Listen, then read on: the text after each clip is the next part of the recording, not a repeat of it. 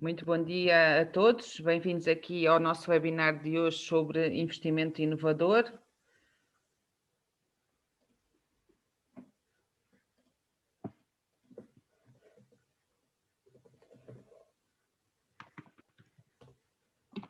Se quiser ir aqui partilhando connosco de onde é que nos estão a ouvir, qual o setor de atividade das vossas empresas, também era relevante para conhecermos melhor a nossa audiência.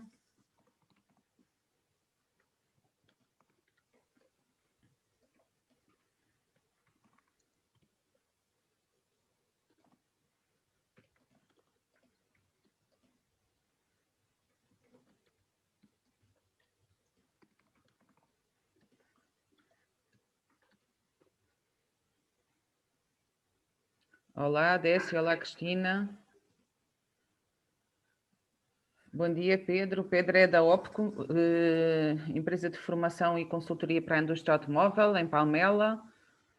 Olá, José. O José é CFO da Selfinet, também empresa associada da Câmara de Comércio. Bem-vindo.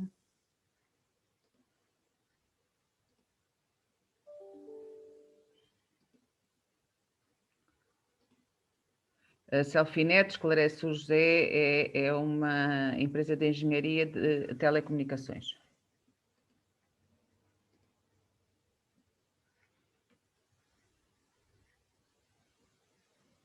Olá, Marco, bom dia.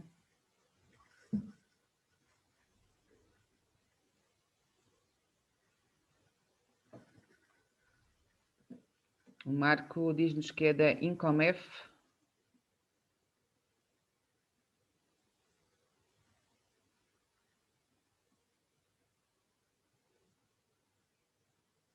Uma empresa de soluções industriais.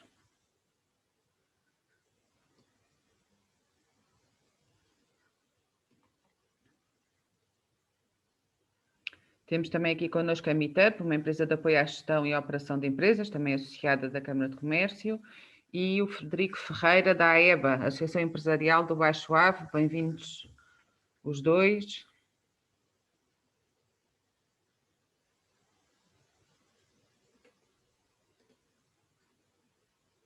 Se calhar vamos aguardar só mais 2 ou 3 minutos, até que mais pessoas se juntem a nós, então para depois arrancarmos com o webinar de hoje.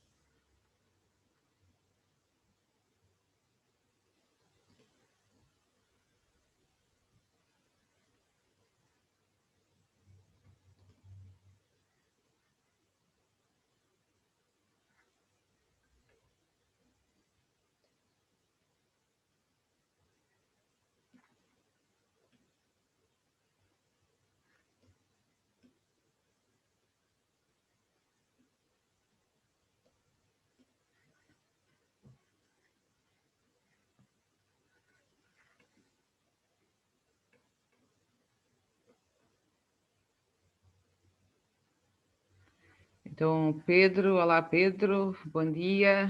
O Pedro é uma empresa da Maia, uma startup tecnológica focada em e-commerce e deseja um bom webinar para todos, para si também, Pedro. A Anabela é da NS Máquinas Industriais e esta empresa dedica-se ao desenvolvimento de máquinas de tratamento para superfícies metálicas. Muito obrigada, Anabela, aqui pela partilha. Bem, se concordarem então, e uma vez que já estamos a 3 minutos depois da nossa hora de início, vamos então arrancar com o webinar. Mais uma vez, muito bom dia a todos e bem-vindos a esta sessão de hoje. Para quem ainda não me conhece, o meu nome é André Jota e eu sou responsável de Marketing e Comunicação da Câmara de Comércio e estarei hoje a acompanhar-vos ao longo desta sessão. Agradeço mais uma vez estarem aqui conosco, participarem aqui neste evento que vai ser muito importante. Porquê? Porque vai permitir avaliar a sustentação e a viabilidade das opções de investimento e conhecer em maior detalhe o sistema de incentivos à inovação produtiva e operacional. E para nos clarificar sobre todos estes temas, tenho comigo hoje o Bernardo Maciel, CEO da Unit, o Pedro Marques, diretor operacional, e também o Rui Rodrigues, coordenador operacional também da Unit. Obrigada mais uma vez aos três por estarem aqui connosco, por terem aceito este desafio e também por disponibilizarem o vosso tempo para ajudar a esclarecer as nossas empresas.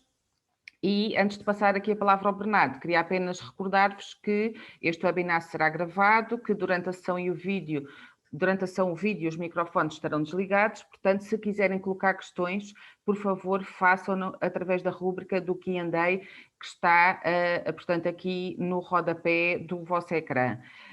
Assim, desta forma, eu poderei depois colocar estas questões aos nossos convidados. E agora, Bernardo, passava-te a palavra. Bom dia, obrigado Andreia, bom dia e obrigado a todos por estarem presentes neste webinar. O meu nome é Bernardo Maciel, sou o CEO da Unit. O nosso objetivo desta sessão é partilhar com vocês a experiência que temos nesta área dos incentivos, sobretudo naquilo que diz respeito ao investimento no equipamento produtivo, mas queria-vos deixar aqui, antes de passar a palavra aos meus colegas, uma nota sobre a relevância que este concurso pode ter para as empresas portuguesas. É incontornável que o crescimento económico, e agora esta retoma que esperemos que seja feita em força, passa pelo investimento e muito pela inovação do que as empresas possam trazer à economia, e estes concursos já historicamente são assim, mas hoje têm ainda mais relevância, que é a lógica da inovação que as empresas tragam para os seus projetos. Nós na Unit, nos últimos 5, 6 anos, acompanhamos muito aquilo que é o Portugal 2020, para ter um bocadinho a ideia da dimensão do nosso trabalho, sobretudo pela forma capilar com que nós estamos a trabalhar em Portugal. Por nós passou cerca de 700 milhões de euros de candidaturas ao Portugal 2020, e para terem uma noção dos valores, o nosso projeto médio anda à volta de 1 milhão de euros. Ou seja, temos muitos pequenos e médios projetos, muito representativos daquilo que é a economia portuguesa. Eu vi das pessoas que a Andreia foi apresentando também de áreas geográficas e setores de atividade bastante diferentes, e portanto pensamos que podemos trazer aqui alguma ajuda a que as empresas possam pensar melhor os projetos. Nós queremos estar no mercado mais do que numa lógica de fazer as candidaturas, sobretudo poder apoiar-vos no momento do pensamento desses projetos.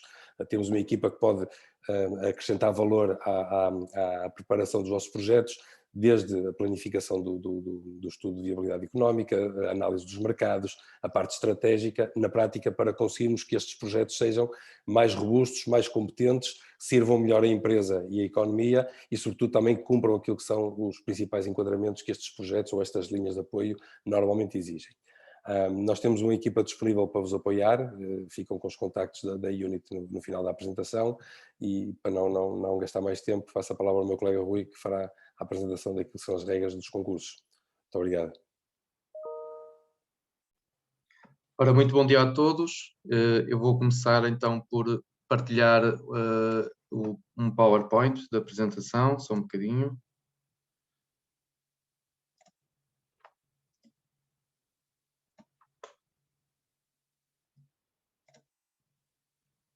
Penso que já estarão a ver.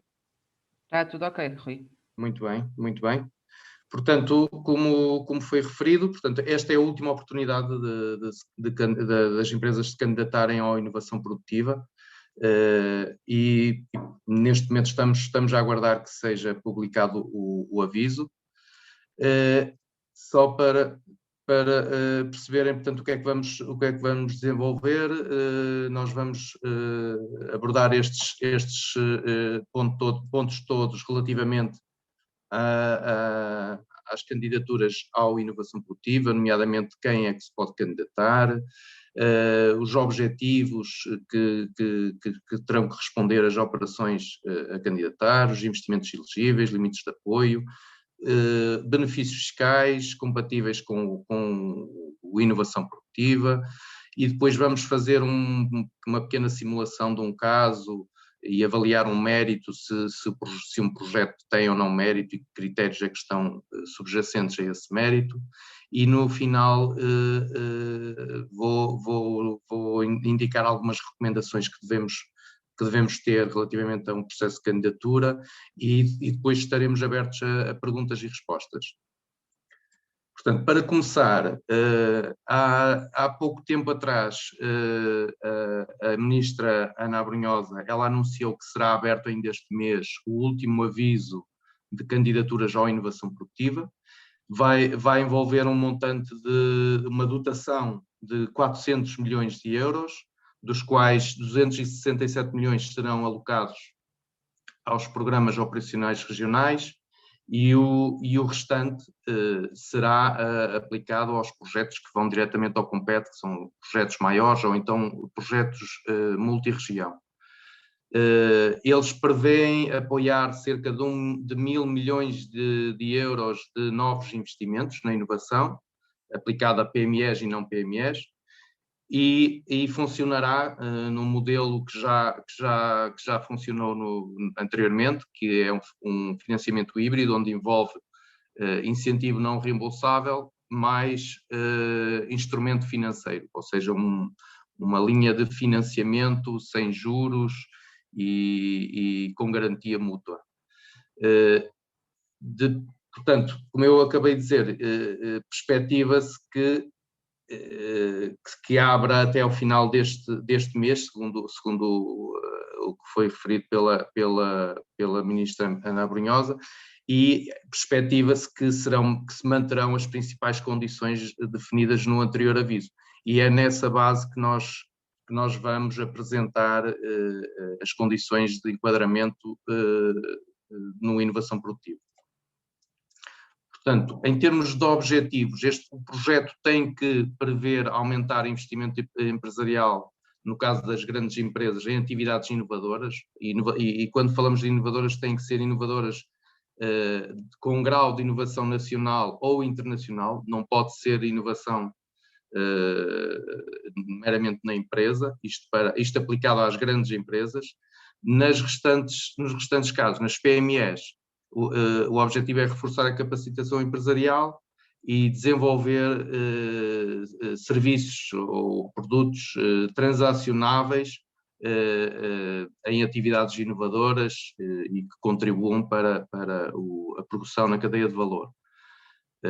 Portanto, o que se pretende é termos projetos de investimento que assentam na diferenciação, diversificação, inovação, que contenham inovação tecnológica de produto ou processo e que seja também complementado com inovação em marketing e organizacional. Embora estas vertentes, despesas enquadradas no marketing e algumas na área organizacional possam não ser elegíveis no âmbito do inovação produtiva, mas valorizam esse grau de inovação. Em termos de beneficiários, o que é que os beneficiários terão que cumprir? Portanto, há aqui uma condição que tem a ver com o rácio de autonomia financeira pré-projeto, que no caso das PMEs tem que ter no mínimo 15%, no caso das não PMEs terão que ter no mínimo 20% de autonomia financeira. Isto, o pré-projeto, neste momento, estamos a reportar a 2019, que é o ano em que temos as contas fechadas e as IEs submetidas. Não pode ser uma empresa em dificuldade, ou seja, o capital próprio não pode ser inferior a metade do capital social, no caso da empresa ter mais de 3 anos. A empresa tem que cumprir com todos os licenciamentos necessários ao desenvolvimento da atividade, licenciamento industrial, ou noutras atividades em que seja exigido um processo de licenciamento próprio, tem que cumprir à data da candidatura essa condição. Tem que ter situação regularizada com finanças, segurança social, funcionários, entidades pagadoras de incentivos, portanto, tem que ter situação regularizada. E depois tem que possuir os recursos necessários para implementar o projeto. Ou seja, tem que ter um quadro de pessoal que se adequa ao projeto, tem que ter os recursos, as fontes de financiamento necessárias para o projeto, etc. Em termos de atividades que se enquadram, portanto, no inovação produtiva, enquadram-se praticamente todas as atividades económicas de produção de bens ou serviços, desde que sejam transacionáveis e internacionalizáveis. Há algumas exceções, portanto, não podem ser serviços de interesse económico geral, não podem ser atividades financeiras e de seguros, de defesa, lotarias, não pode ser atividade do setor da pesca e da aquicultura, do setor da produção agrícola primária e floresta, não pode ser do setor da transformação e comercialização de produtos agrícolas e de produtos florestais. Há uma exceção aqui, portanto, se os projetos forem superiores a 4 milhões de euros, há uma possibilidade desses projetos poderem também se enquadrar numa inovação produtiva. Depois do setor siderúrgico, do carvão, das fibras sintéticas, transportes, infraestruturas, não podem também se candidatar a uma inovação produtiva. E depois projetos que incluam investimentos decorrentes de obrigações previstas em contratos de concessão com o Estado também estão impedidos de se candidatar à inovação produtiva. Em termos do âmbito territorial, ele aplica-se a todo o território, como foi referido. No entanto, há aqui uma discriminação positiva no caso dos projetos que se localizam em territórios de baixa densidade, que são, se olharmos aqui para o mapa, são os territórios que estão a azul, e nas freguesias, azul são os concelhos e a vermelho são algumas freguesias que pertencem a concelhos que não são concelhos de território de baixa densidade, mas que essas freguesias estão integradas em territórios de baixa densidade. E em termos de operações elegíveis, há também algumas regras que temos que cumprir. Portanto, não pode, ou seja, uma operação, um projeto, não pode haver, antes da candidatura, não pode existir nenhum compromisso firme, ou seja, não pode haver adiantamentos, não pode haver acordos já celebrados com os fornecedores dos investimentos. Depois, não são as despesas anteriores à data de submissão da candidatura não são elegíveis, incluindo estudos de viabilidade, adiantamentos, não são elegíveis, embora tudo o que seja despesas com projetos, ou seja, aquelas despesas que obrigatoriamente já têm que existir antes de submeter a candidatura, nomeadamente projetos de arquitetura, projetos de investimento. Essas despesas não marcam o início do projeto, portanto, podem ser realizadas, mas não são consideradas elegíveis. Cada candidatura, no mínimo, tem que apresentar 75 mil euros de despesa elegível e, no máximo, 25 milhões de euros de despesa elegível no regime geral, porque depois já há o regime contratual para projetos especiais que possam ultrapassar este montante. Depois, o projeto tem que ter uma duração máxima de execução de 24 meses e tem que iniciar, no máximo, 6 meses após a decisão, a notificação da decisão. E as últimas, no caso desta última fase, há aqui uma situação que temos que ter em atenção, é que os projetos não podem concluir após o dia 31/12/2023, porque esta data marca o final da despesa aceite no âmbito do Portugal 2020, no âmbito deste quadro comunitário que está a terminar. Depois, os projetos têm que assegurar no mínimo 20% de capitais próprios para financiamento da despesa elegível. Há a possibilidade de empresas que tenham no pré-projeto autonomia financeira muito acima dos 20%, há a possibilidade dessas empresas não precisarem de injetar novos capitais para cumprir esta meta de 20% de capitais próprios. Depois, o projeto tem que ter viabilidade económica ou financeira. Em termos das tipologias, há 4 tipologias que estão definidas para enquadramento no inovação produtiva, que são a criação de novos estabelecimentos, criação do novo estabelecimento, uma tipologia que é projetos que visam aumento da capacidade de um estabelecimento existente, e aqui há uma condição, tem que no mínimo, o projeto tem que implicar no mínimo mais 20% de capacidade instalada face ao pré-projeto, ou que pode ser apurada também pela variação do volume de negócios entre o pré-projeto e o pós-projeto. Outra tipologia é a diversificação da produção de um estabelecimento, ou seja, quando uma empresa vai desenvolver um projeto para desenvolver uma atividade nova e diferente daquela que estava a desenvolver.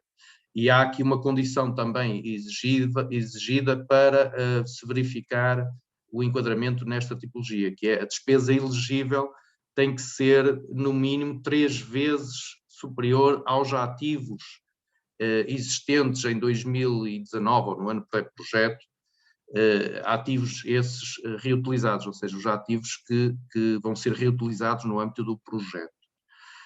A última tipologia tem a ver com um projeto de alteração fundamental do processo produtivo. É quando a empresa vai fazer investimento em que vai mudar completamente o processo produtivo, vai deixar de ter um processo produtivo assente essencialmente em mão de obra e passa a assentar essencialmente em tecnologia, em automação.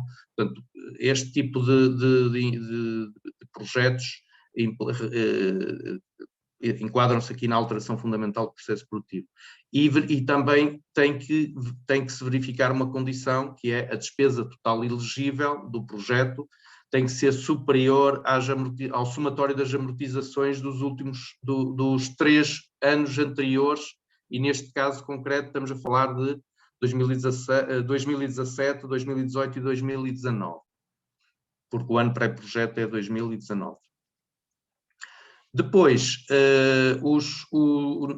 relativamente às operações elegíveis, nós temos que avaliar o grau de inovação desses projetos.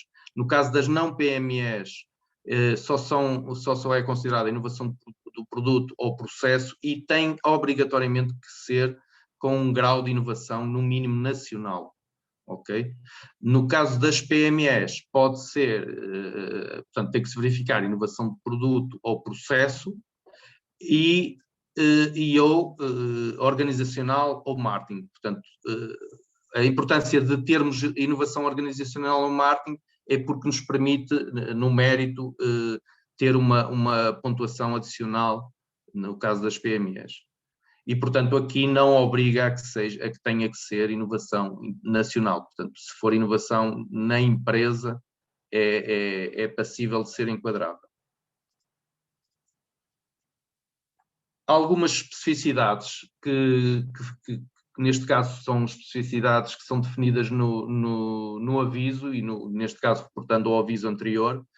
Na região de Lisboa e Val do Tejo, no caso do setor turístico, eles só permitiam enquadramento de projetos, no caso de serem empreendimentos turísticos, só se enquadravam hotéis de 4 e 5 estrelas. Isto no caso de empreendimentos turísticos. Se fosse outras atividades turísticas, não estavam sujeitas a esta limitação. Outras especificidades nos territórios fora dos territórios de baixa densidade e nas regiões norte e centro, a despesa elegível teria que ser superior a 10% do ativo fixo tangível e intangível registado no pré-projeto. No caso das não PMEs, a internacionalização e orientação transacional, ou seja, a internacionalização da empresa, o projeto tinha que incidir sobre a internacionalização da empresa e tinha que estar orientado e ser transacionável e ter impacto ao nível da economia portuguesa. Portanto, não se limitava a ter impacto só ao nível da região. Depois tinha que ter um impacto relevante na criação de emprego qualificado, tinha que produzir efeito de arrastamento, essencialmente sobre as PMEs, Depois tinha que se enquadrar nos domínios prioritários da estratégia de investigação e inovação para a especialização inteligente, portanto a RIS3, neste caso de Lisboa e Vale do Tejo, e como já foi referido, tinha que apresentar um grau de inovação nacional ou internacional. E para além disso, tinha que se demonstrar o efeito de incentivo. Em termos de elegibilidade das despesas, aqui, portanto, o foco é despesas enquadradas no processo produtivo, portanto, estamos a falar de todo tipo de máquinas e equipamentos produtivos, equipamentos informáticos, incluindo softwares diretamente afetos ao investimento produtivo, transferência de tecnologia através da aquisição de direitos de patentes e licenças, portanto, é elegível no inovação. Depois, serviços de engenharia, estudos, diagnósticos, auditorias, planos de marketing e projetos de arquitetura. No caso das não PMEs, não são elegíveis estas despesas. E este grupo de despesas também está sujeito a limites, a determinados limites. Também será elegível material circulante, mas apenas no caso de ser diretamente relacionado com a atividade turística. A construção dos edifícios e remodelação de edifícios só é elegível no setor de turismo e indústria e também está sujeito a limites definidos no aviso. Agora vamos ver os referidos limites que vimos na página anterior. Portanto, no caso das despesas elegíveis do projeto, portanto, há aqui um limite de 20% no somatório das despesas com intervenção de TOC-ROC, que por sua vez tem um limite de 5.000 euros, serviços de engenharia, estudos, diagnósticos, auditorias, planos de marketing, etc. Depois há um limite de 50% do total das despesas elegíveis no caso de não PMEs, nas rúbricas, no total das rúbricas de transferência de tecnologia, licenças, saber fazer, software standard ou desenvolvido. Aqui estamos a ver os limites que são aplicados à rúbrica de construção e remodelação dos edifícios. Portanto, na região norte, centro e alentejo, na indústria, a construção está limitada a 35% da despesa total elegível. No caso do turismo, está limitado a 60% do total da despesa elegível. No Algarve e em Lisboa e Vale do Tejo têm regras diferentes, portanto, no caso do Algarve, a indústria, ou seja, eles valorizam, dão mais elegibilidade à parte da construção, não limitam tanto, portanto, a construção de edifícios na indústria poderá representar no mínimo pelo menos 50% ou até 50% da despesa elegível. Há algumas exceções, no caso de ser enquadrável na RIS3, envolver investigação e desenvolvimento e novas tecnologias, esse tipo de projetos especiais, a construção poderá ir até aos 70% da despesa elegível. Na parte do turismo já terá menos, inverte-se aqui, portanto a base é no mínimo estar limitada a 20%, e em algumas situações, portanto, projetos que tenham efeito sobre a sazonalidade ou que se enquadrem no turismo de natureza, náutico, desporto, turismo de saúde ou outros produtos turísticos identificados no plano de marketing do Algarve, poderá ir até aos 50% de elegibilidade. Em Lisboa e Vale do Tejo ainda é mais restritivo do que no Algarve, portanto, se for uma indústria normal, nem sequer é elegível a construção, só se essa indústria se enquadrar na RIS3, ou se tiver, ou para além disso, se tiver por trás um projeto de investigação e desenvolvimento, novas tecnologias e conhecimentos, é que a despesa com a construção poderá ser elegível no setor da indústria. No caso do turismo, é idêntico. Também só se for um empreendimento que tenha efeito sobre a sazonalidade ou que esteja enquadrado no turismo de natureza, náutico, desporto ou saúde, é que será elegível e sujeito a estes limites.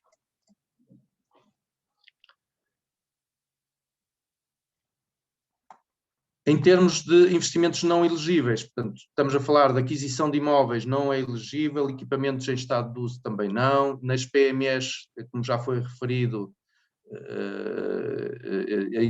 as despesas enquadradas na inovação organizacional e no marketing também não são elegíveis, embora possam contribuir para o mérito do projeto. Investimentos que sejam fornecidos por terceiros relacionados com o promotor, ou seja, empresas do grupo, não podem fornecer os investimentos do projeto.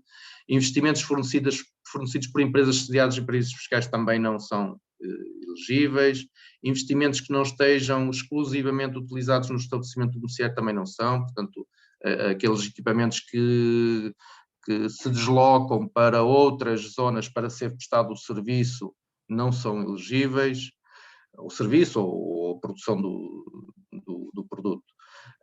E depois, a despesa elegível com a construção em áreas não produtivas não são elegíveis, tipo as áreas da parte administrativa, comercial, não são elegíveis. Os arranjos exteriores, eles também normalmente não consideram elegíveis essas rubricas de construção. Depois, há aqui um ponto muito importante no enquadramento e no mérito do projeto, que são os projetos que se enquadram nas políticas setoriais. E estamos a falar dos projetos que se enquadram na indústria 4.0, na economia circular, na transição energética. E que pensamos que ainda vai ser mais reforçado estas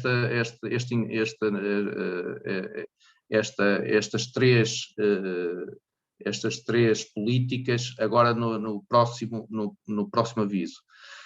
Este enquadramento nas políticas setoriais vão permitir aos projetos aceder a uma majoração de mais 10% na taxa de incentivo, no caso das PMEs só, e vão permitir valorizar o mérito do projeto, neste caso no critério A, vão permitir dar uma pontuação extra no critério A.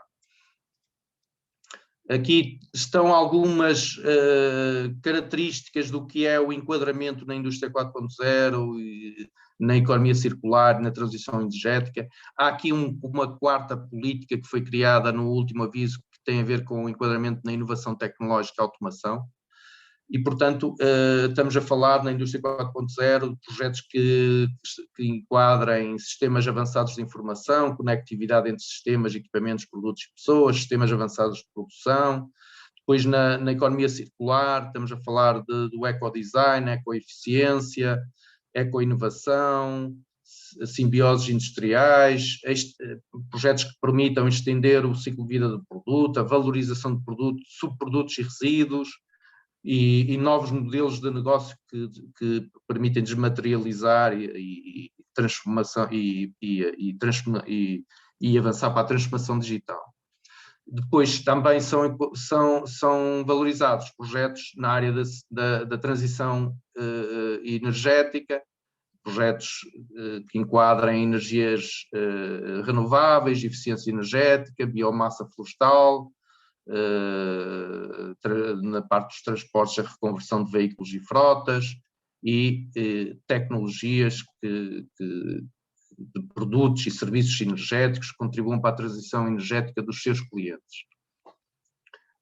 Portanto, aqui na parte da automação é um bocado, esta parte também, digamos, na maior parte das vezes também está integrada com a indústria 4.0, e, portanto, aqui é quando o projeto envolve mais a parte dos equipamentos de automação e que permitam a empresas que estavam assentes, essencialmente, ou que o processo produtivo estavam assentes na intervenção humana, o projeto permita reduzir essa intervenção humana e passe a ser mais automatizado. Em termos de taxas de incentivo, as taxas base no caso de investimentos acima dos 15 milhões de euros, a taxa base é de 15% e no máximo estes projetos podem chegar aos 30%. Nas não PMEs, a taxa base é 15% e no máximo pode chegar aos 25%. Nas médias, a taxa base é 35% e no máximo pode chegar aos 65%. E as micro e pequenas, a taxa base é 45% e no máximo poderá chegar aos 75%. Como é que chegam a estes máximos? Se conseguirem enquadrar as seguintes majorações. Portanto, os projetos que se enquadram em territórios de baixa densidade têm uma majoração de mais 10%. Ou seja, estas 10% acrescem às taxas base que estão aqui mencionadas. Se enquadrarem nas políticas setoriais, na indústria 4.0, economia circular, transição energética, terão também uma majoração de 10% no caso das PMEs com investimento inferior a 15 milhões de euros. Ok? Projetos apresentados por PMEs com investimentos inferiores a 15 milhões. E depois, se o projeto prever a criação de emprego qualificado em novas unidades produtivas, poderá ter direito a mais 5% de majoração. E no caso dos projetos que se enquadrem na capitalização PME, neste caso só aplicável às PMEs, poderão ter uma majoração de 5%. Esta capitalização PME só é obtida se a empresa abdicar do instrumento financeiro que nós vamos já ver a seguir. Okay? Depois há aqui limitações regionais. Portanto, no programa operacional da região de Lisboa, a taxa máxima só pode ser de 40%. Portanto, fica limitado aos 40%. E no Algarve fica limitado aos 60%. Portanto, nunca chegaria aos 75% que as outras regiões possibilitam. Em termos da natureza do incentivo, portanto, nós, no caso das não PMEs e projetos de investimento acima dos 15 milhões de euros, apenas terão direito a incentivo não reembolsável, portanto, só terão acesso ao incentivo não reembolsável. No caso das PMEs e investimentos abaixo dos 15 milhões, 50% do incentivo será incentivo não reembolsável e os restantes 50% será um instrumento, através de um instrumento financeiro, portanto, que consiste num empréstimo sem juros, com garantia mútua e que se enquadrava na linha Capitalizar Mais. Este financiamento tem como condições tem um prazo de carência de 2 anos, mais 6 anos de reembolso, e no caso dos projetos de criação de novos estabelecimentos hoteleiros e conjuntos turísticos, esse prazo de carência é alargado para 3 anos e o reembolso para 7, ou seja, estamos a falar aqui de 10 anos no caso dos novos estabelecimentos hoteleiros e conjuntos turísticos. Nos restantes casos estamos a falar de 8 anos, de um financiamento a 8 anos. Só um bocadinho. Enganei-me. Vou voltar aqui atrás. Só para referir que... então. Ok. Só para referir que até à decisão, ou seja, depois de submeter a candidatura, era possível, antes da decisão da autoridade de gestão, era possível o promotor abdicar do instrumento financeiro, ok? Desde que demonstrasse que tinha assegurado a fonte de financiamento que iria substituir o instrumento financeiro. Portanto, que é esta situação que eu estou aqui a referir, ou seja, no caso da empresa optar pela majoração de capitalização PME, só vai ter direito a 50% do incentivo não reembolsável. Depois, face ao apuramento destes incentivos, há os limites a este incentivo, que têm a ver com os limites e que estão sujeitos às regras dos auxílios regionais impostos pela União Europeia.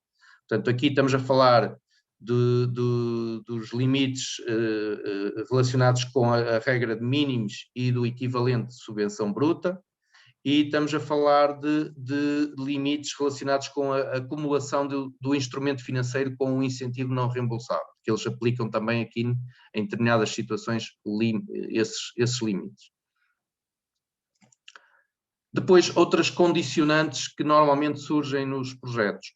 Não pode haver oneração dos investimentos do projeto, exceto se forem autorizados no âmbito do instrumento financeiro, ou seja,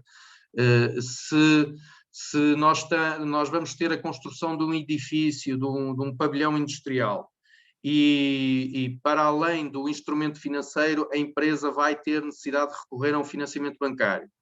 Esse financiamento bancário, o banco, se quiser ter como garantia o pavilhão industrial para garantir esse financiamento bancário extra, terá que ser solicitado previamente a autorização ao organismo, à autoridade de gestão, para permitir essa oneração.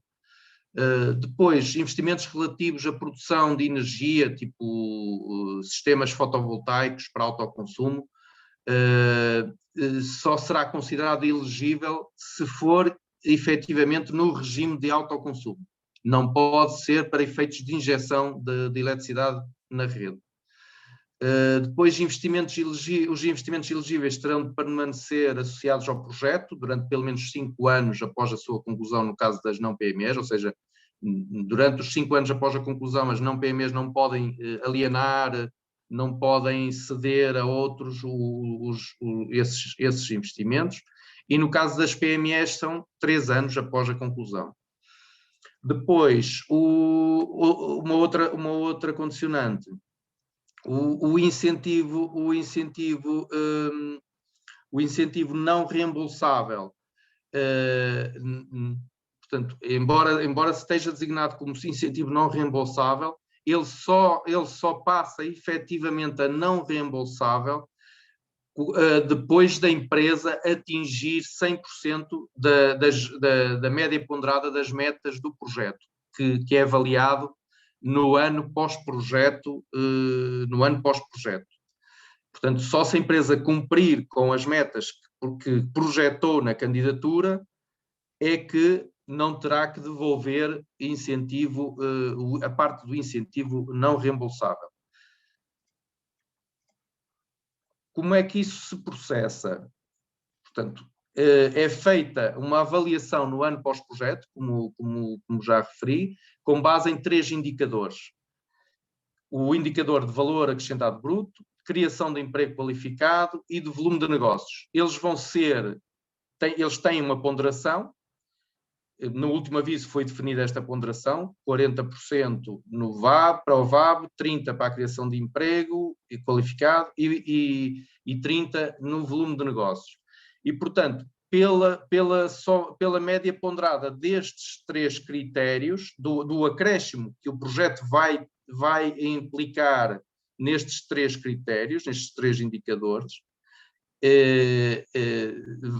vai permitir apurar o grau de cumprimento do projeto.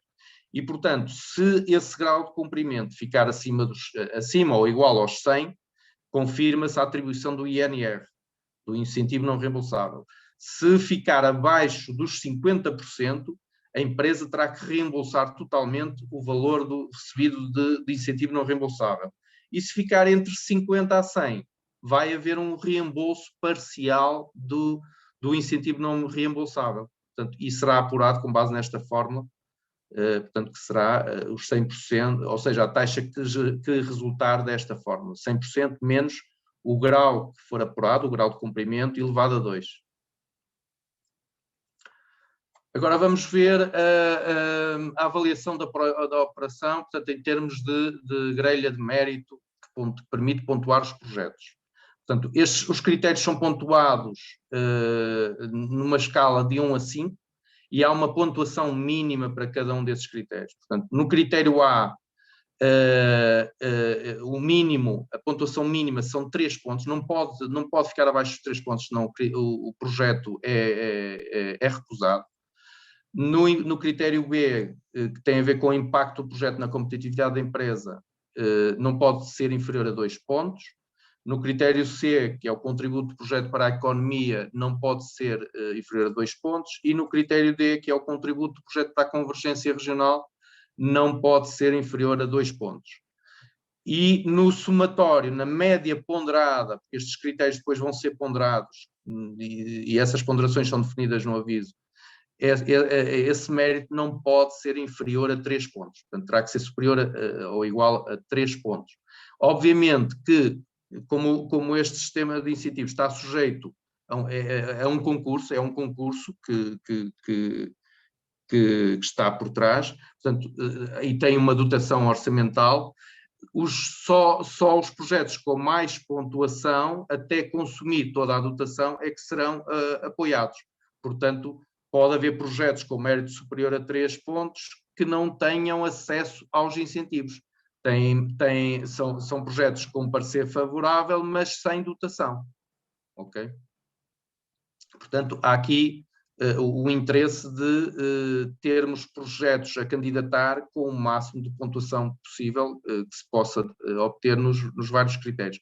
Nós depois vamos ver uma simulação do mérito e vamos ver os subcritérios todos em pormenor e deixamos essa parte para essa altura. Aqui é o circuito, digamos assim, o circuito de candidatura e de análise e depois da decisão. Portanto,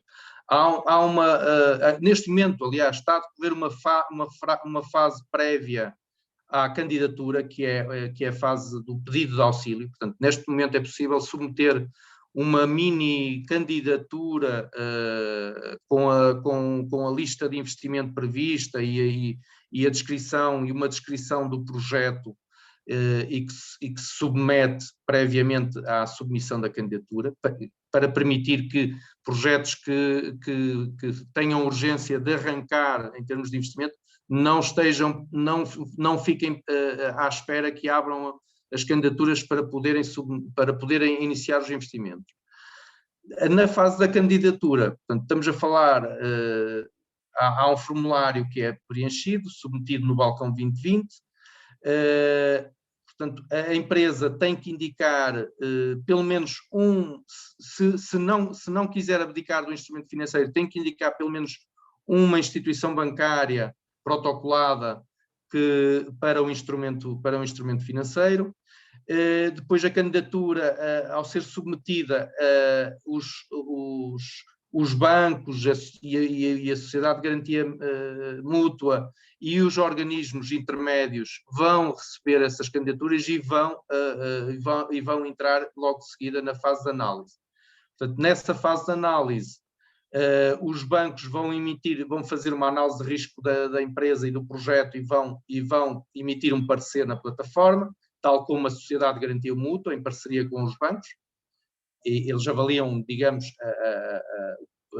dão um parecer no sentido de emitir uma concessão de garantia, e depois os organismos intermédios, que há de ser o IAPMEI ou o Turismo, vão fazer a análise do acesso e da elegibilidade do projeto à inovação produtiva. Depois do organismo intermédio emitir o parecer, cabe à autoridade de gestão, que serão os POs ou o COMPET, que vão homologar o parecer e notificar da aprovação ou não das candidaturas.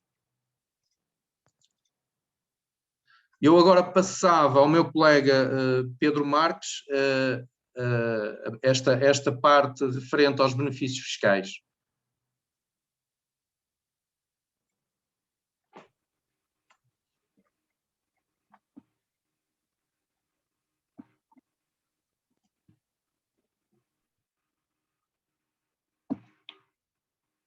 Bom dia a todos. Não sei se já estão a ver o ecrã.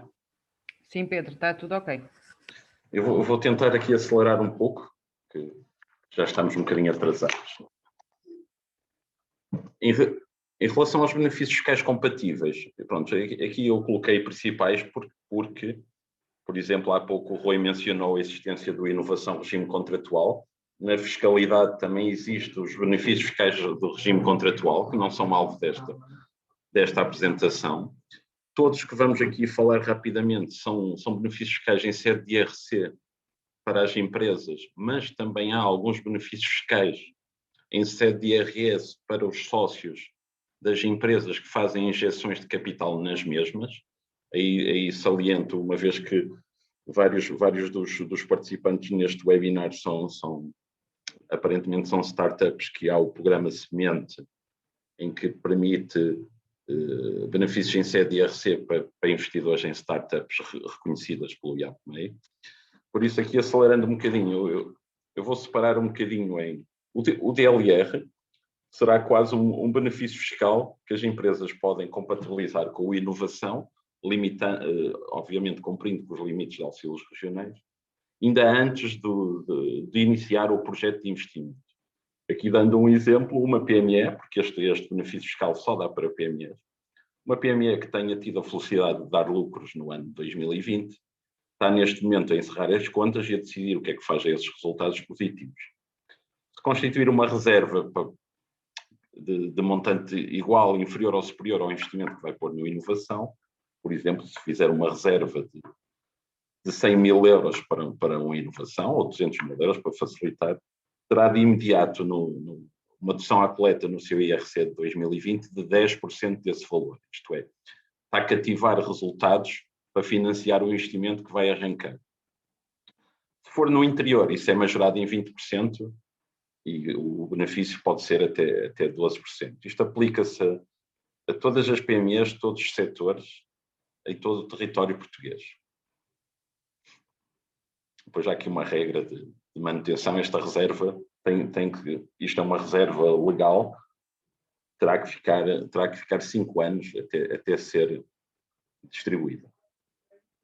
Depois o crédito fiscal extraordinário e o RFAI e o regime do capital social, diria que já são benefícios fiscais compatíveis, mas com a realização do projeto e não antes. O CEFEI, só vou dizer rapidamente, o CEFEI é um crédito fiscal extraordinário que foi criado para tentar impedir a paragem de investimento em Portugal. Abrange o período entre 1 de julho de 2020 e 30 de junho de 2021, o que quer dizer que, em relação às inovações, como o Rui disse, como os projetos não podem arrancar antes do pedido de auxílio ou da candidatura, aqui só se poderá colocar no CEFEI poucos meses de investimento, por isso será pouco relevante para este fórum. Na prática, abrange todos os setores, o período em causa, e é uma dedução de 20% do montante que se investir.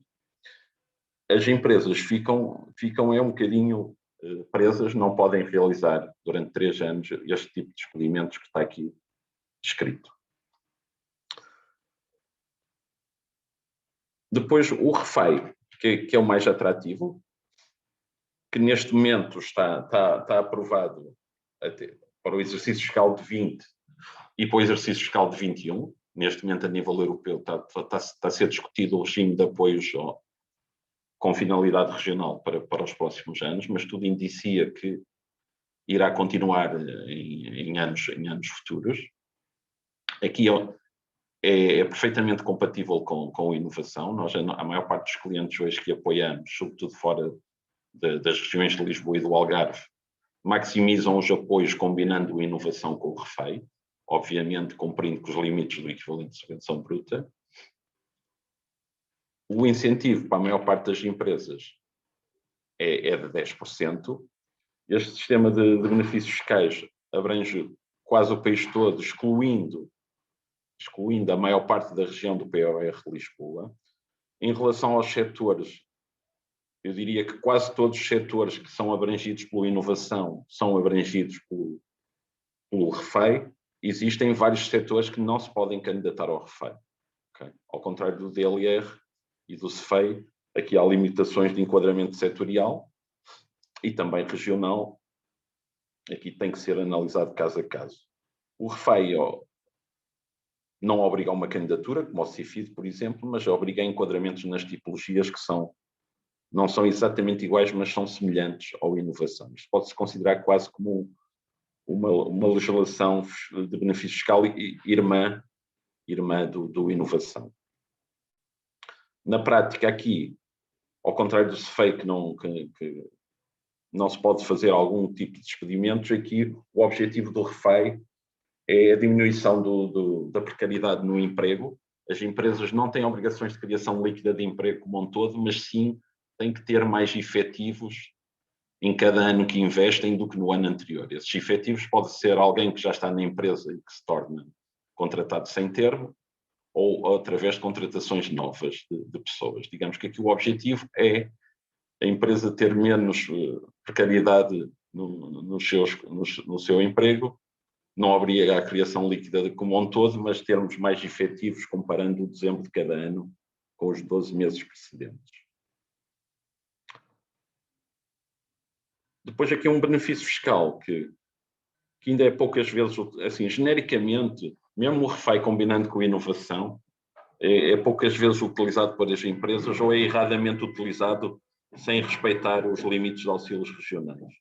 A remuneração convencional do capital social é um benefício fiscal em sede de IRC, em que permite, aqui já pensando na implementação dos projetos, uma vez que a maior parte das empresas não está capitalizada o suficiente para cumprir com o rácio da cobertura do investimento que vai realizar, caso tenha que, por exemplo, fazer um aumento de capital no decurso do inovação, cumprindo com as regras que estão aqui, pode também ter um benefício fiscal de 7% a esse montante de entradas.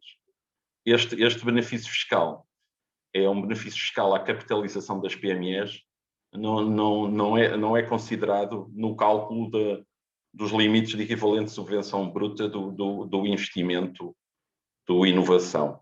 Por isso, aqui só um bocadinho resumindo, uma empresa pode antes fazer uma reserva para reinvestir, pode durante acumular com o REFEI e caso tenha que capitalizar a sua empresa, ainda pode ter um benefício fiscal aqui, é uma dedução ao lucro tributável e não uma dedução à coleta, 7% desses montantes.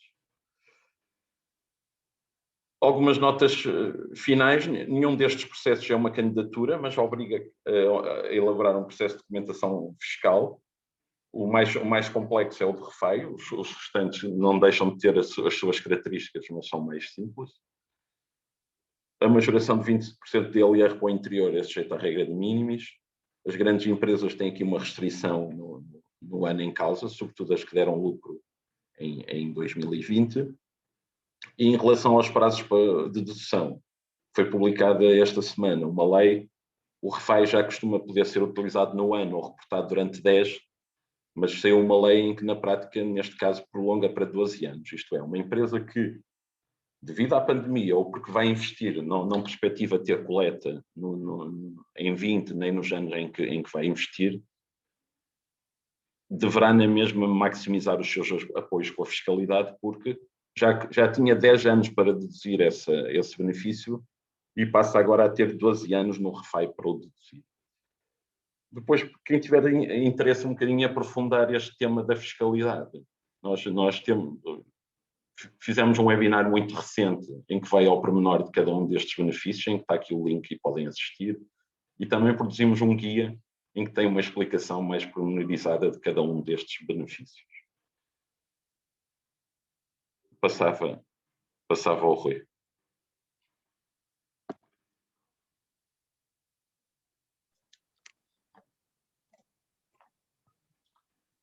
Rui, vais ter que acelerar. Sim, então, sim.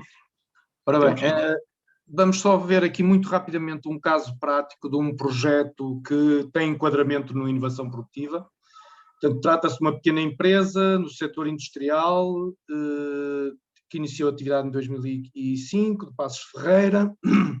Tem uma situação pré-projeto em que tem 25% de autonomia financeira, exporta 50% do que produz, tem 35% de taxa de VAP. E o investimento, o projeto, visa aumentar a capacidade produtiva em mais de 30% e no entanto, o investimento que vai fazer é uma inovação na empresa e não é nacional. Portanto, é uma inovação na empresa. A tecnologia que vai adquirir não existe atualmente na empresa. O investimento está dividido nestas rúbricas, vai ampliar o pavilhão industrial, que vai ter um encargo com uma despesa de 300 mil euros, depois os equipamentos produtivos vão estar integrados com o sistema de indústria 4.0, envolve um investimento de 600 mil euros, vai ter um sistema 100% de autoconsumo fotovoltaico, de 45 mil euros, vai investir num sistema integrado de indústria 4.0 em que envolve informática, desde software e hardware, agregado a este sistema, no valor de 40 mil euros, vai ter depois necessidade de serviços de engenharia para parametrizar o sistema integrado, no valor de 15 mil euros. Portanto, este é o investimento.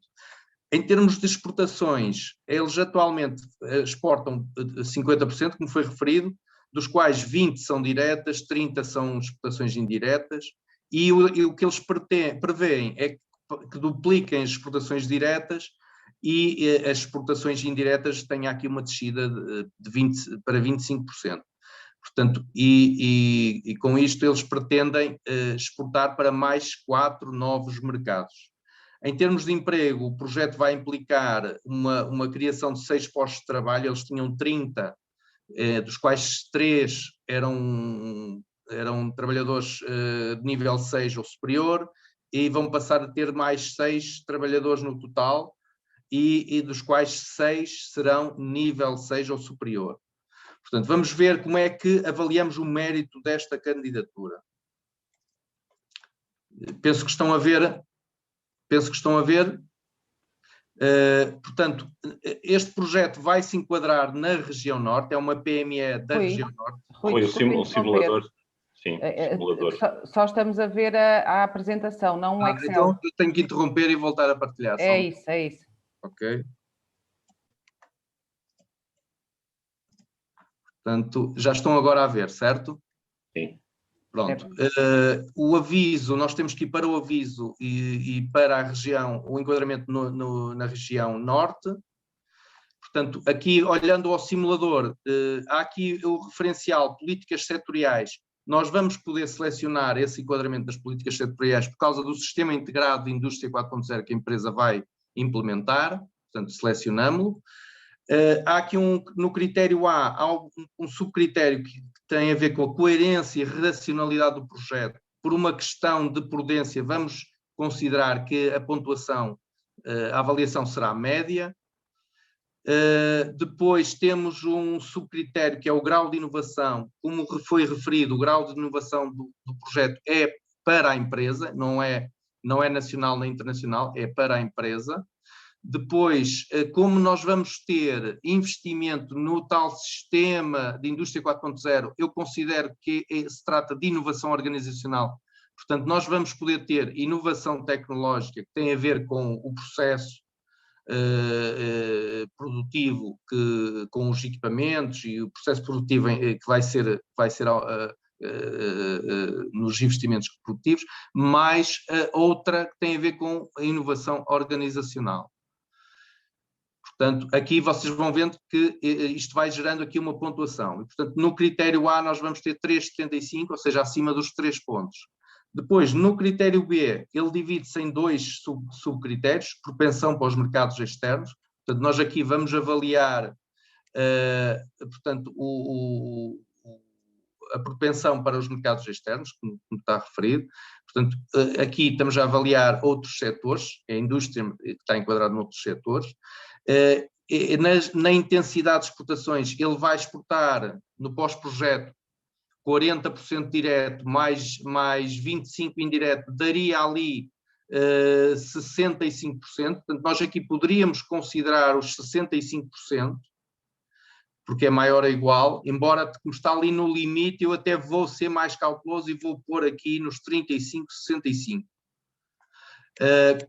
Depois, na qualificação dos mercados internacionais, dado que estamos a falar de um projeto que vai fornecer mais 4 mercados internacionais, eu estou a considerar que ele vai ter uma qualificação média dos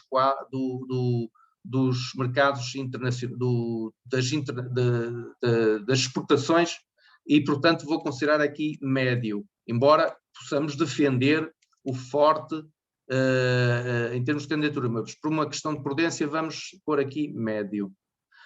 Depois, há o outro subcritério que tem a ver com a preparação para gerar valor. A empresa, no pré-projeto, já tinha uma taxa de VAB de 35%.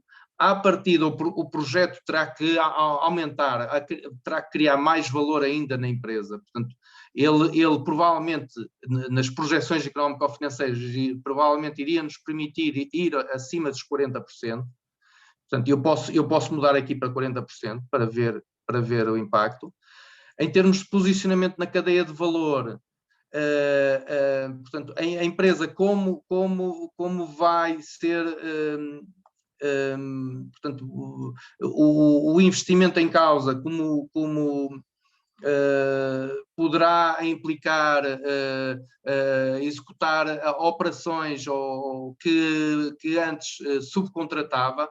Nós podemos prever aqui que terá um médio posicionamento na cadeia de valor. Depois, no critério C, como se trata de uma empresa PME já existente, e como estamos aqui a prever, vamos prever que o volume de negócios vai aumentar em mais de 10% face ao pré-projeto, nós vamos cumprir com este critério. Como a empresa vai criar postos de trabalho, nós vamos considerar aqui o sim no contributo para outros domínios temáticos. E nos desafios societais, embora possa, por vezes os técnicos podem não considerar, mas como nós estamos ali a considerar investimentos na área da eficiência energética, das energias renováveis, eu estou ali a considerar o sim. Portanto, que se enquadraria neste critério aqui. Depois, no critério C2, grau de qualificação, como o projeto vai, ou seja, a empresa, como é uma pequena empresa, e como prevê criar mais 3 postos de trabalho com um nível de licenciado ou superior a licenciado, ele enquadra-se aqui entre os 3 e 5. Portanto, vai ter este nível de pontuação. Aqui no enquadramento, neste caso da ANA, o enquadramento na ANA, eu estou aqui a considerar não, porque estamos a falar de uma empresa de nível regional e será difícil sustentar que ele terá enquadramento nos domínios prioritários da ANA. Depois, no último critério, que tem a ver com o enquadramento na RIS3 do Norte e nos critérios que o avaliam, eu estou aqui a considerar um grau médio de alinhamento, porque também é um critério subjetivo, vou aqui considerar um médio. Esta empresa enquadra-se nos domínios nucleares, portanto, estamos a falar aqui de sistemas avançados de produção, e, portanto, é esta a opção que temos que tomar. Em termos do segundo subcritério, portanto, como a empresa se localiza em Passos de Ferreira, ela vai estar integrada aqui. Eu penso que Passos de Ferreira é Tâmega e Sousa, portanto, ele enquadra-se aqui nesta linha. Em termos de criação líquida de emprego, como a empresa tinha 30 e vai passar a ter 36, eu vou ter aqui 6 ou mais. Depois aqui há uma majoração, esta majoração só conseguimos apurar com um estudo de viabilidade para verificar se a empresa vai cumprir ou não com este critério do IDCV acima de 1,5 ou entre 1 e 1,5 do VAB. E desta forma temos um projeto com uma pontuação de 4,16 pontos, portanto, o que o máximo possível serão 5, portanto estamos a falar de um projeto com uma boa pontuação, com boas possibilidades de ser selecionado. Eu agora vou interromper aqui, deixava então, só um bocadinho.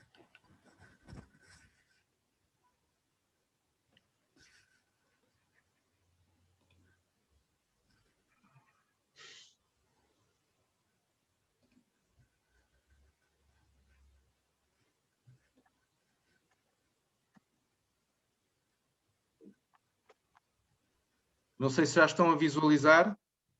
Ainda não, Rui. Não? Então, só um bocadinho. Se calhar, Andreia, assim nós, se calhar, o ideal era ver já também algumas perguntas, não sei. Exato. Quero ficar ao teu critério, Andreia. Eu não sei, Rui.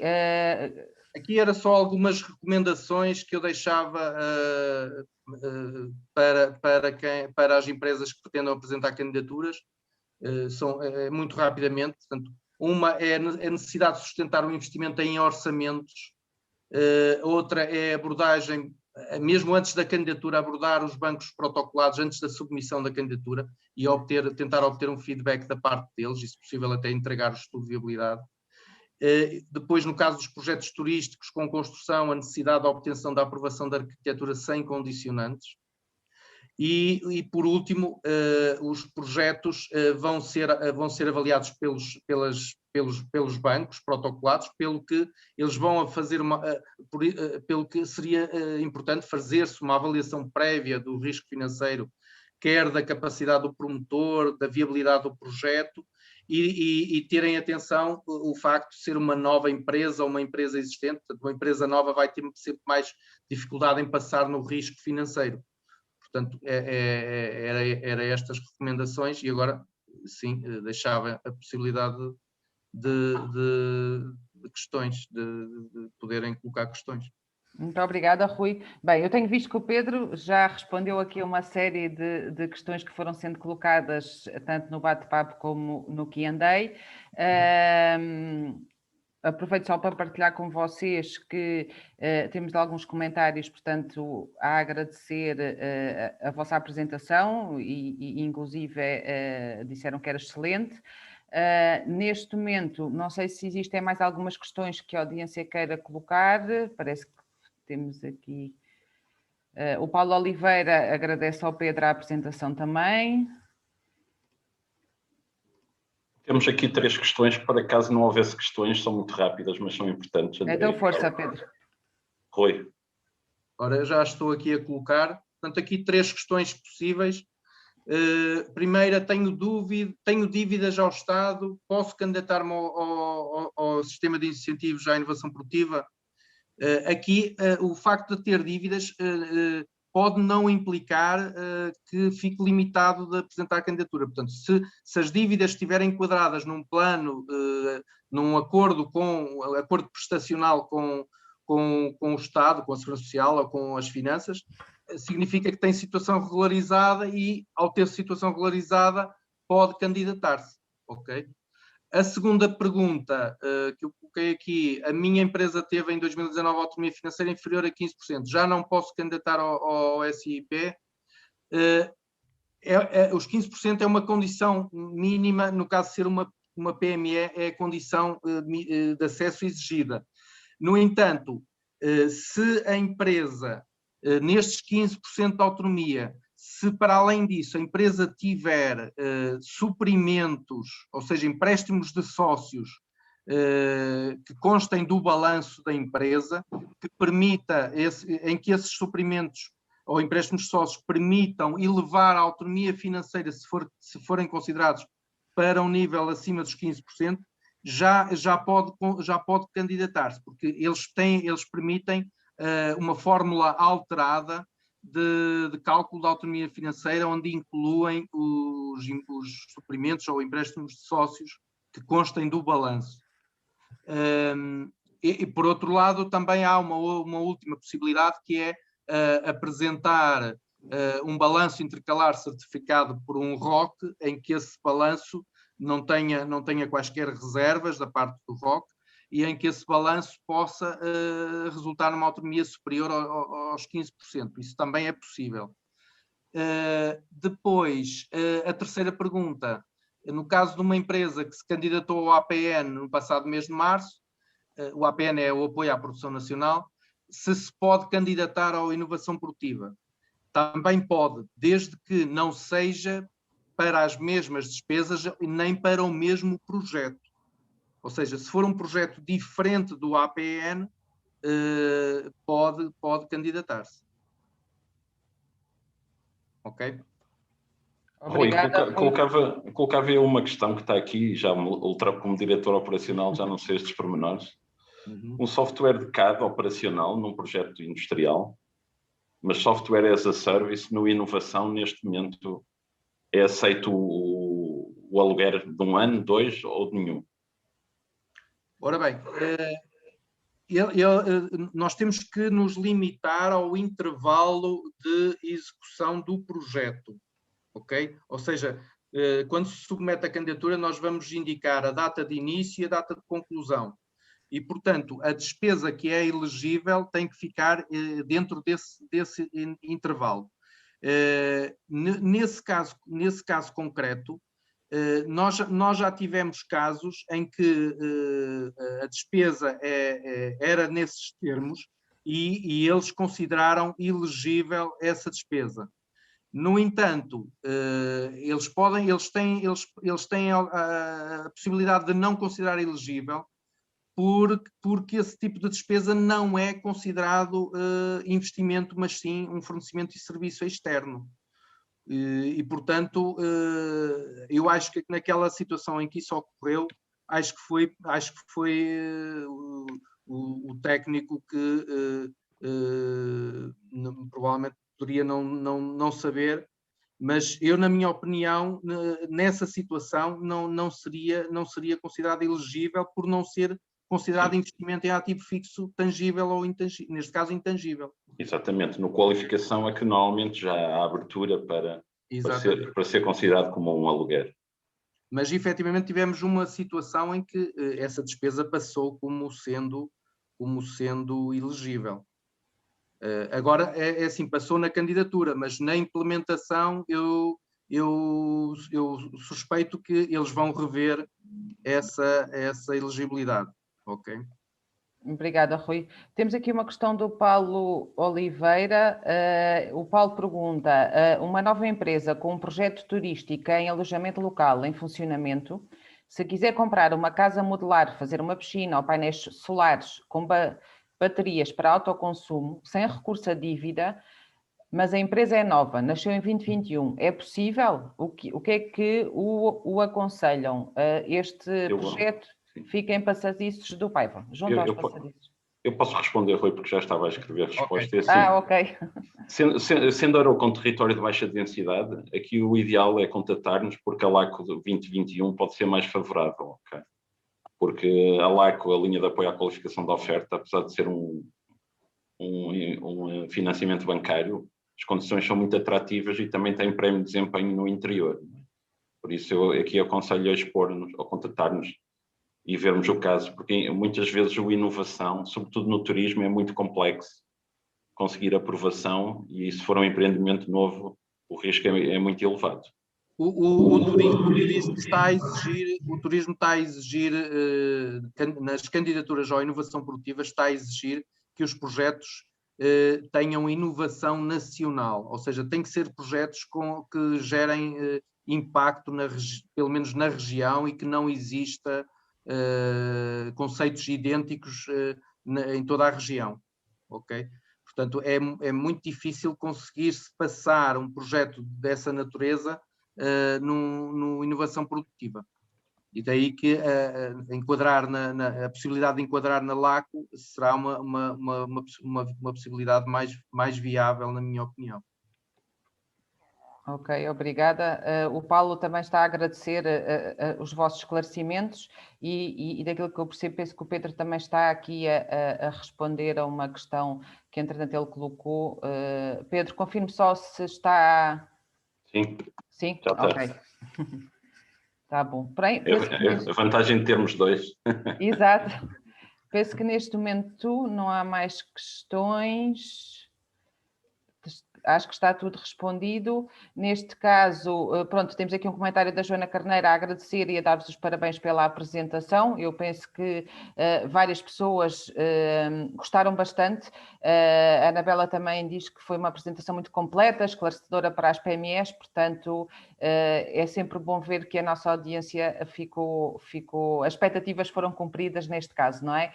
Portanto, resta-me agradecer. Sim, Sílvia, vamos disponibilizar a gravação Durante ainda o dia de hoje eu vou enviar a todos os participantes um e-mail com a apresentação que foi efetuada e com um link para o canal de YouTube da Câmara de Comércio, onde vocês depois poderão encontrar a gravação do webinar de hoje.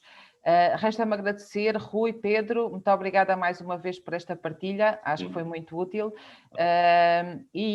Já sabem, se tiverem mais alguma questão ou queiram esclarecer algum caso em particular, na apresentação que eu vou enviar tem os contactos do Rui e do Pedro, portanto poderão depois fazê-lo diretamente com eles se desejarem, e resta-me desejar-vos um bom dia e até breve numa próxima iniciativa da Câmara de Comércio. Obrigada, bom dia. Obrigado. Bom dia a todos.